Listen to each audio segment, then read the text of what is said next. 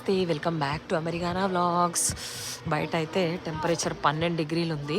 So indoor rock climbing ఎట్లా ఉంటుందో మీకు చూపిస్తున్నా.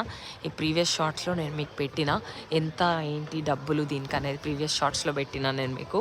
సో ఇట్లాంటి ఇప్పుడు యూఎస్లో మనకి ఇవన్నీ ఉంటాయి కదా, దీంట్లో పనిచేసే పిల్లలు మోస్ట్లీ కాలేజ్ పిల్లలు ఉంటారు.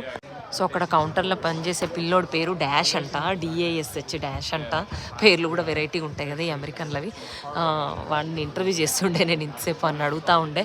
సో వాళ్ళ కాలేజీలో చదువుకుంటూనే పిల్లలు ఇక్కడ జాబ్ చేస్తారు. వాడికి 18 ఇయర్స్ అంట. వాడు 2 జాబులు చేస్తాడంట, ఫిట్నెస్ జిమ్లో అండ్ మళ్ళీ ఇందులో. ఇంగో ఈ పిల్లోడినే నేను ఇంటర్వ్యూ చేసింది, వీడే డాష్ గాడు.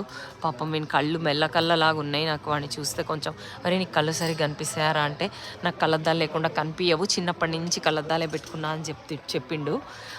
చూడండి, నాకు ఎక్కితే ఇక్కడ మొత్తం మొగోళ్ళు ఎక్కువ కనపడుతుర్రు ఎక్కేటోళ్ళు, గర్ల్స్ చాలా తక్కువ.